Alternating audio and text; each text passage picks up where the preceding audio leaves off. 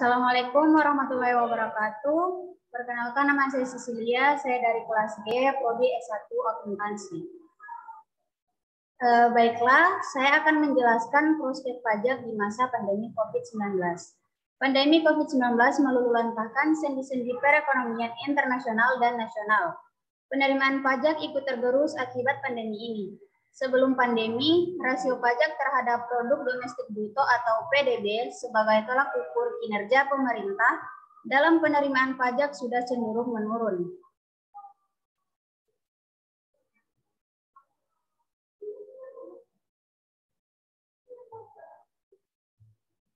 Badan Kebijakan Fiskal Kementerian Keuangan mencatat rasio pajak turun dari 10,76% di 2015 ke 9,76% di 2019.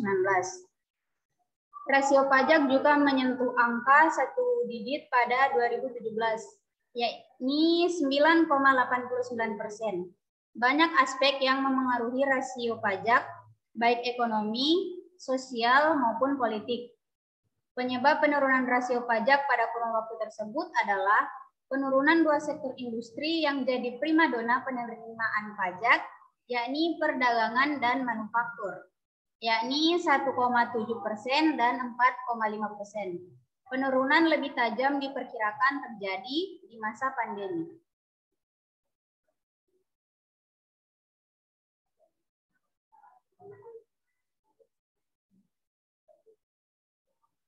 Situasi pandemi menyebabkan terjadinya kontraksi ekonomi. Kondisi ini tak seperti kontraksi biasa, di mana pendapatan menurun lebih drastis daripada konsumsi. Pembatasan sosial berskala besar menyebabkan penurunan luar konsumsi masyarakat, sehingga terjadi penurunan transaksi perdagangan yang tentunya sangat memengaruhi angka penerimaan pajak pertambahan nilai atau PPN.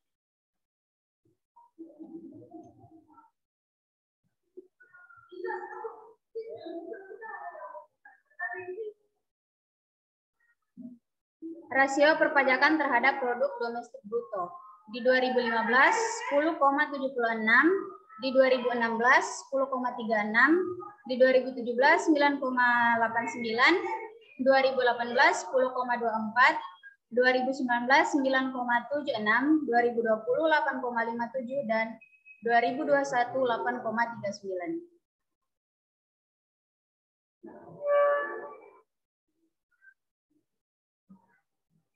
Apakah kita akan masuk ke masa resesi ekonomi? Perbedaan utama antara situasi pandemi dan resesi ekonomi adalah konsumsi berkembang lebih lancar selama resesi seperti terjadi secara historis selama ini. Dampak pandemi pada perekonomian sebaliknya, terjadi penurunan konsumsi yang luar biasa tajam dan secara konkret melebihi penurunan pendapatan yang diharapkan. Akibatnya, penurunan PPN turun jauh lebih besar daripada PPH.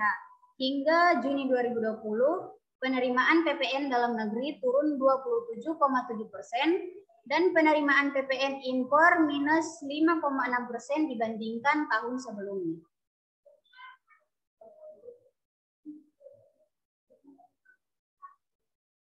Kita perlu terobosan secara umum untuk meningkatkan rasio pajak, perlu langkah optimalisasi penerimaan pajak dengan meningkatkan tingkat kepatuhan wajib pajak serta meminimalkan kebocoran penerimaan pajak.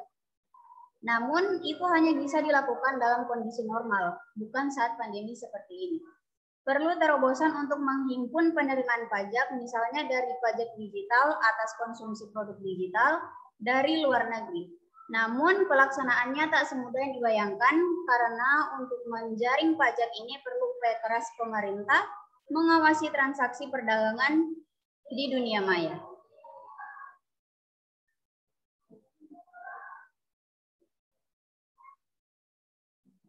Pemerintah dapat membuat aspek pajak baru seperti pengenaan pajak lingkungan atas konsumsi BBM dan plastik sekali pakai.